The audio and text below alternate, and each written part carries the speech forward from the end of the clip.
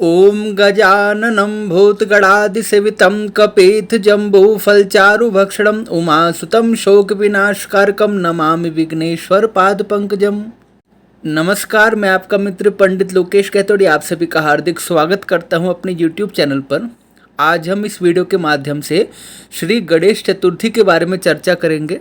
इस बार गणेश चतुर्थी का व्रत कब मनाया जाएगा, 6 सितंबर को अथवा 7 सितंबर को। हम चर्चा करेंगे कि चंद्रमा के दर्शन का जो निषेध है वो कब मनाया जाएगा, और अगर भूलवश कोई चंद्रमा का दर्शन कर लेता है तो उसका प्रायश्चित कैसे होगा, उसकी कथा और मंत्र का श्रवण करेंगे। साथ ही साथ चंद्रमा को कलंक क्यों लगा, इसका भी हम श्रवण करेंगे।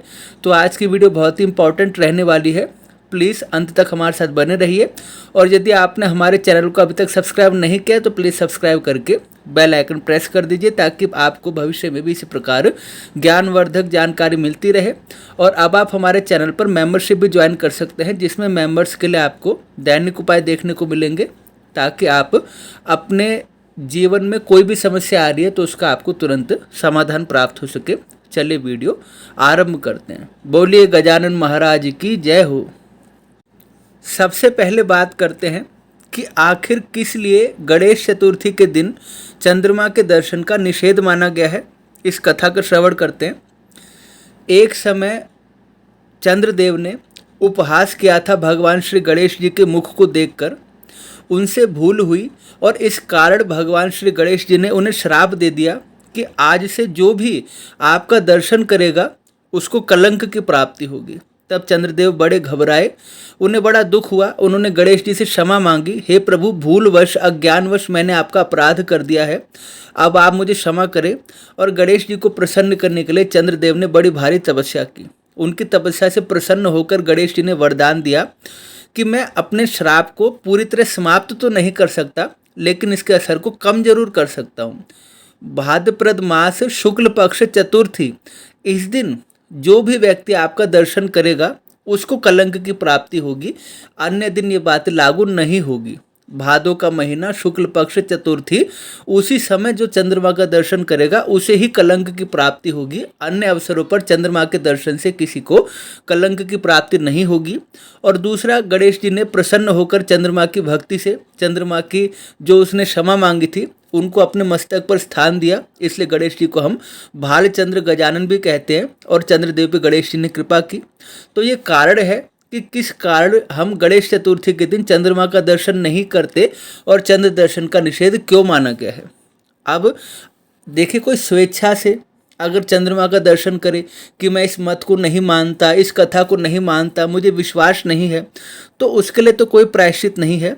लेकिन कोई भूलवश अज्ञानवश या किसी कारणवश चंद्रमा का दर्शन कर लेता है तो उस दोष की शांति के लिए क्या कथा है, इसका हम श्रवण करते हैं। श्री भागवत पुराण में कथा आती है। द्वारिकापुरी में सत्राजित नाम के एक यादव थे। वो भगवान श्री कृष्ण के राज्य में रहते थे। भगवान सूर्य के परम प्रिय भक्त थे। उन सत्राजित ने भगवान सूर्य को प्रसन्न करके उनसे सैमंतक मणि को प्राप्त किया। वो सैमंतक मणि प्रतिदिन बहुत सारा सोने का भंडार देने वाली थी और सूर्यमंडल की भांति अपने तेज से प्रकाशित होने वाली थी। एक समय जब सत्राजित उस मणि को पहनकर द्वारकापुरी में आए सुधर्मा सभा में, उस अवसर पर भगवान श्री कृष्ण ने कहा कि हे सत्राजित, तुम इस मणि को राजा को सौंप दो। लेकिन सत्राजित ने कहा कि नहीं, ये मणि मुझे मेरी तपस्या से प्राप्त हुई है, इस मणि को मैं राजा को नहीं सौंपूंगा। भगवान ने तो केवल विनोदवश ये बात कही थी, लेकिन सत्राजित मन में सोचने लगा कि प्रभु तो सर्वसमर्थ है, ये अवश्य मेरी मणि को छीन लेंगे। और वो उस मणि की रक्षा का प्रयत्न करने लगा। एक दिन उसका जो भाई था प्रसेन, वो शिकार खेलने के लिए वन में गया। तो उसने अपने भाई से कहा, आज मैं इस मणि को पहनकर शिकार खेलने जाना चाहता हूँ। किंतु सूर्य भगवान ने पहले ही सत्राजित को सचेत कर दिया था कि इस मणि को किसी भी अपवित्र अवस्था में नहीं पहनना चाहिए। जब कोई शिकार करेगा, निर्दोष पशुओं की हत्या करेगा, तो उस अवसर पर उस मणि को पहनना कहाँ तक तर्क संगत है। लेकिन उस समय ऐसी माया हुई कि किसी को इस बात का ध्यान नहीं हुआ। वन में शिकार खेलते हुए उस प्रसेन को एक सिंह ने मार दिया और उस मणि को लेकर वह गुफा के द्वार पर पहुंच गया। उस गुफा में जामवंत जी रहते थे। उन्होंने उस सिंह को मारा और उस मणि को लेकर अपने बालक को दे दिया।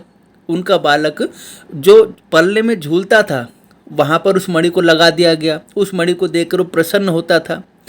भगवान तो सर्वसमर्थ है, उन्हें किसी भी प्रकार का दोष, श्राप या किसी भी प्रकार का कुछ भी मारण ऐसा कर्म नहीं लगता। किंतु प्रभु भक्तों की रक्षा के लिए भांति भांति की लीला करते हैं। भगवान श्री कृष्ण ने भादों में शुक्ल चतुर्थी के चंद्रमा का दर्शन कर लिया था, तो गणेश जी की बात को सत्य सिद्ध करने के लिए प्रभु को कलंक लग गया चोरी का। इस तरह की बातें फैलने लगी कि अवश्य ही भगवान ने सत्यजित के भाई प्रसेन को मार दिया है और उस मणि को कहीं छुपा दिया है। तब भगवान ने कहा, जन साधारण के समक्ष मैं इसकी पुष्टि कर देता हूँ कि मैं निर्दोष हूँ और उस मणि को कौन लेके गया है। वो संपूर्ण नगरवासियों के साथ वन में गए। वहाँ वन में उन्हें प्रसेन दिखा जिसको सिंह ने मार दिया था। उसके जो अस्त्र शस्त्र थे वहीं पड़े हुए थे। आगे चलते चलते एक गुफा के द्वार पर उन्हें सिंह भी मरा हुआ मिला। तो सबने कहा, अवश्य कोई महाभयंकर प्राणी है जिसने इस भयंकर सिंह को भी मार दिया है और इस गुफा के अंदर रहता है। हमें विश्वास हो गया है कि प्रभु आपने प्रसेन को नहीं मारा है। किंतु भगवान ने कहा कि नहीं, जब तक मैं मणि लाकर ना सिद्ध कर दूं तब तक मैं निश्चित होकर नहीं बैठूंगा, निश्चिंत होकर। तो भगवान ने अन्य सभी को तो कहा, तुम इस गुफा के द्वार पर बैठे रहो, और स्वयं उस गुफा में प्रवेश कर गए। वहाँ जामवंत जी के साथ उनका 27 दिनों तक युद्ध हुआ। इसका कारण भी ये है कि श्री राम अवतार में एक समय जामवंत जी ने प्रभु से प्रार्थना की थी कि हे प्रभु, मैं आपके चरणों का दास हूँ, आपका भक्त हूँ, किंतु मेरे मन में एक इच्छा है। जब रावण के साथ आपका युद्ध हो रहा था तब राक्षसों में कोई ऐसा वीर नहीं था जिसने युद्ध में मुझे संतुष्ट किया हो। संपूर्ण राक्षस मेरे एक ही मुष्टि प्रहार से मर जाते थे। हे प्रभु, इस त्रिलोकी में आपके सिवा ऐसा कोई परमवीर नहीं है जो मेरी युद्ध की इच्छा को शांत कर सके। इसलिए हे प्रभु, मैं वरदान चाहता हूँ, आप मेरे साथ युद्ध कीजिए। तब भगवान मुस्कुराए कि मैं स्वामी हूँ, तुम सेवक हो, मैं भगवान हूँ, तुम भक्त हो, हमारा युद्ध करना शोभा नहीं देता, किंतु तुम मुझसे यही वरदान चाहते हो तो मैं श्री कृष्ण अवतार में तुम्हारी इच्छा पूर्ण करूँगा। और उसी बात को सिद्ध करने के लिए भगवान ने 27 दिन तक जामवंत जी के साथ युद्ध किया। और जब 27 दिन की लीला पूरी कर ली तब भगवान के मुष्टि प्रहार से जामवंत जी का पूरा शरीर शिथिल हो गया, उनके मुख से खून निकलने लगा। तब वो समझ गए कि ये मेरे प्रभु श्री रघुनाथ जी हैं, मेरे प्रभु श्री राम जी हैं, जो श्री कृष्ण जी के रूप में इस समय मुझे दर्शन दे रहे हैं।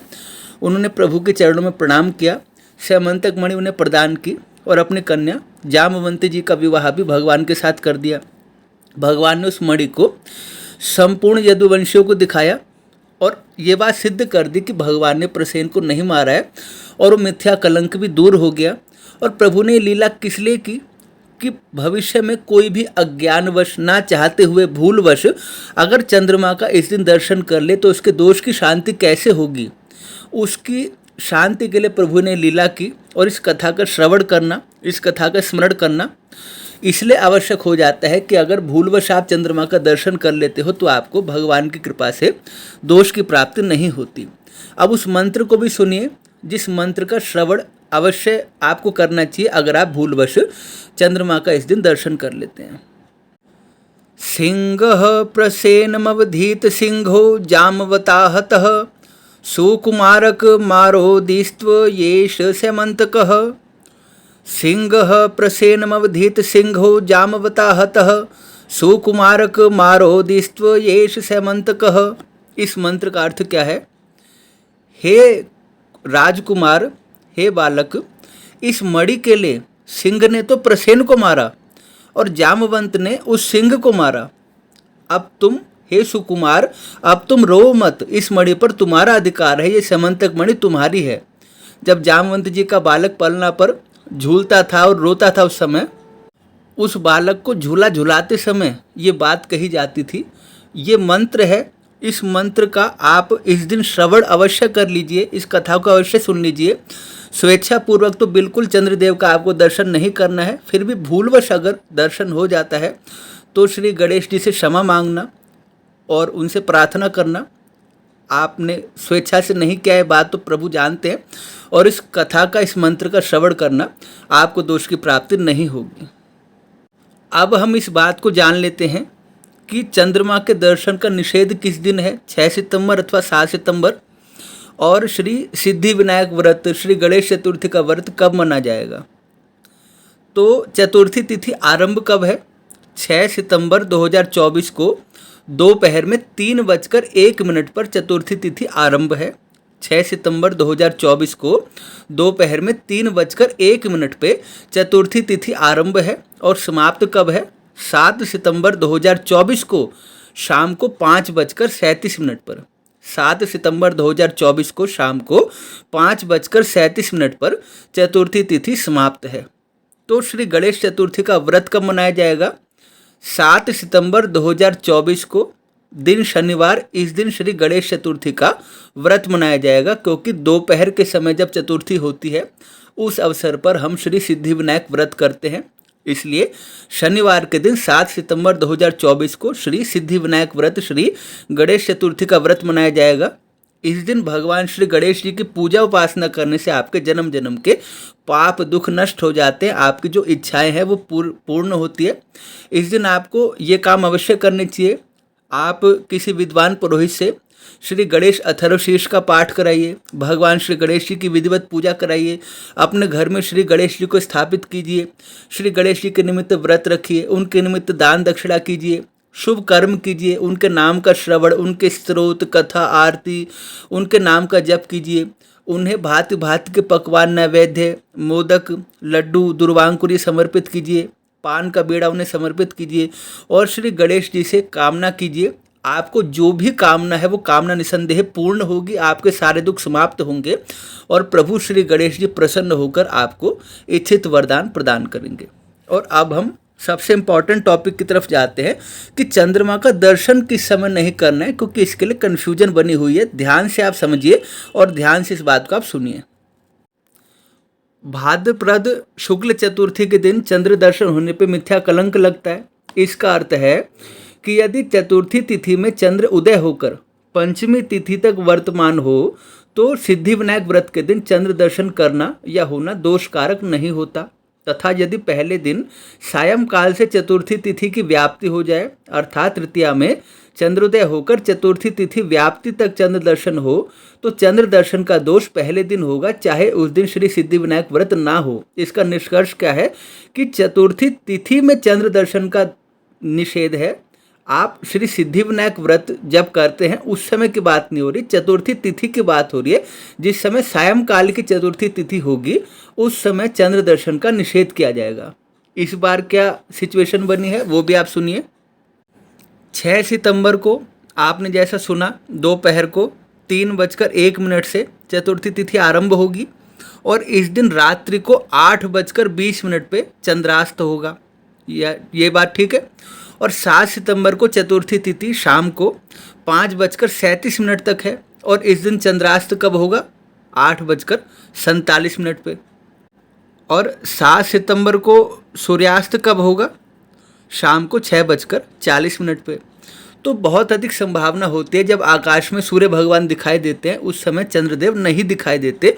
हाँ, जिस समय सूर्य अस्त होने का समय होता है उस समय कभी कभी चंद्रमा का दर्शन होता है और जैसे अंधेरा होता है वैसे चंद्रदेव दिखाई देने लगते हैं।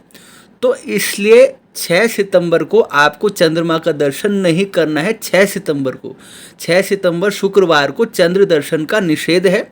रही बात 7 सितंबर की, देखिए इस समय चतुर्थी तिथि कब तक है, शाम को 5:37 तक। बहुत अधिक संभावना है इस समय तक आपको चंद्रमा का दर्शन नहीं होगा, क्योंकि सूर्यास्त नहीं हुआ है। फिर भी अगर चंद्रमा का दर्शन होता है तो इस समय तक आप चंद्र दर्शन मत कीजिए। उसके उपरांत आपकी श्रद्धा है, क्योंकि देखिए चंद्रमा का आप दर्शन नहीं भी करेंगे तो कुछ हानि नहीं होगी, तो आप उस दिन भी चंद्रमा का दर्शन मत कीजिए, कोई बड़ी बात नहीं है। लेकिन 6 सितंबर 2024 को दिन शुक्रवार को किसी भी अवस्था में आप चंद्रमा का दर्शन नहीं करेंगे। व्रत कब मनाएंगे, 7 सितंबर 2024 शनिवार को, उस दिन व्रत रखेंगे, पूजा पाठ उपासना करेंगे। लेकिन 6 सितंबर को शुक्रवार के दिन आप चंद्रमा का दर्शन नहीं करेंगे। हाँ, देश काल परिस्थिति के अनुसार किसी किसी स्थान पर 7 सितंबर को भी चंद्र दर्शन का निषेध बताया जा रहा है, क्योंकि देश काल में सबकी मान्यताएं, सबकी परंपराएं होती हैं। और आप अगर उस परंपरा के हैं तो आप 7 सितंबर भी मान सकते हैं, कोई बड़ी बात नहीं है। लेकिन 6 सितंबर को पंचांग के अनुसार आप चंद्रमा का दर्शन ना करें और 7 सितंबर को शाम को 5:37 पे चतुर्थी तिथि समाप्त है।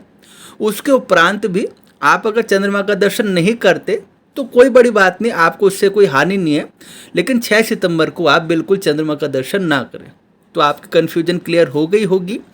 हमने सारे टॉपिक क्लियर कर दिए कि चंद्रमा का दर्शन क्यों नहीं किया जाता, इसकी क्या कथा है, सैमंतक मणि की क्या कथा है, मंत्र आपने सुन लिया, और व्रत कब करें, चंद्रमा का दर्शन कब ना करें, ये भी आपने सुन लिया। आशा करता हूँ आपको सब कुछ समझ आ गया होगा। और अगर आपको वीडियो अच्छे लगे तो लाइक कीजिए, कमेंट में ओम गंगणपते नमः, श्री गणेशाय नमः अवश्य लिखिए, शेयर कीजिए, अपनों तक पहुंचाइए ताकि उनको भी इसका लाभ मिल सके। और यदि आप चैनल पर नए हैं, आपने सब्सक्राइब नहीं किया तो प्लीज़ सब्सक्राइब करके बेल आइकन प्रेस कीजिए।